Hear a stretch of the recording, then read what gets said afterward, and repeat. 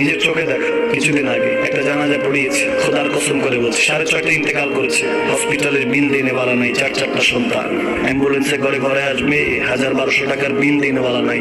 কি বুঝলেন? ক্ষণস্থায়ী দুনিয়া। মুমিনের কম থাকলেও আমি বলি, কেউ যদি এসে বলো যে একটু দোয়া করে, খুব পেরেশানিতে আছি, আমি তার হাত চুমকে বলি তোমাকে মুবারকবাদ, আল্লাহ তোমাকে ভালোবাসে। পেরেশানি তো মালিক দেয়, এই জন্য এটা রহমত মুমিনের জন্য। পেরেশানি দেয় যখন ফেরেশতারা বলে আল্লাহ চাইতেছে টাকা পয়সা চাইতেছে, বলে এটা কি? বলে ফাসিক, দে বিদায় কর। তার চাওয়া চাই, বিরক্ত লাগে, বিদায় কর, কি লাগে দে।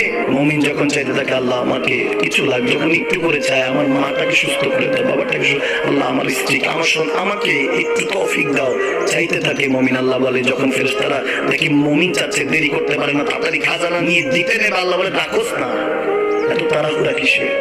তার চাওয়ার মধ্যে তো প্রেম আছে, একটু চাইতে দেস না। থাকুক না মুমিন আর একটু পেরেশান, থাকুক না, থাকতে দেস না, একটু